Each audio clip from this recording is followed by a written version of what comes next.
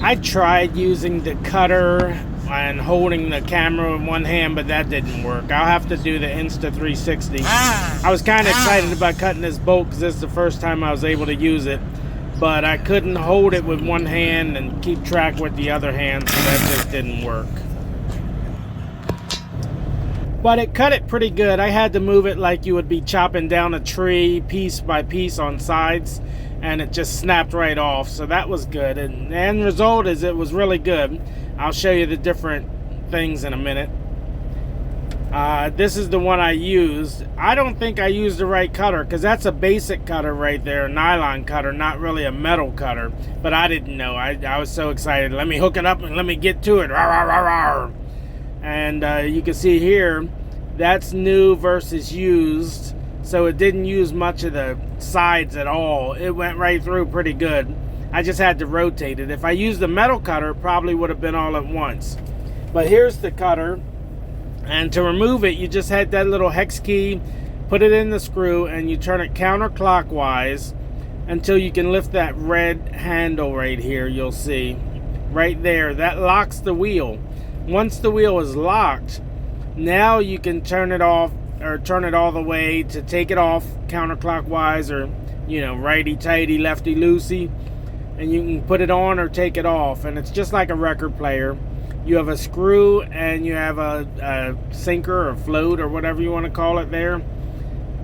Take off those two pieces and it comes right out. And then you can put those back in. And to put it on, you just put it in there and put those two on there and screw it tight. Make sure it's tight.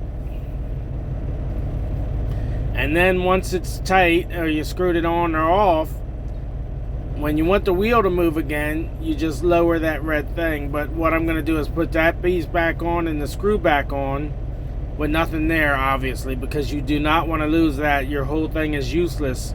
Your tool is useless if you lose that screw, unless you can find the exact piece again. But just turn it to lock it back up. Turn it tight. Get in the habit of turning it tight. You don't want it to come loose while you're in the middle of a project. And once you lower that red hook, you got the wheel again. The wheel is ready again. This is what comes in the package if you get the one I had. You have the instruction book. It's basic. It tells you basic. You get some gloves, but I would use my own work gloves. The tool itself takes batteries, rechargeable batteries. This is the charger that comes with it. It's a little plug and a household outlet. Of course, I can use that in the truck to charge, and that you charge two batteries. Each battery has a little plug, and you plug it in, and you'll see the red light, green light. Takes a couple hours to charge it, but once it's charged, it's supposed to hold, which we'll find out. And I have all these that came with it.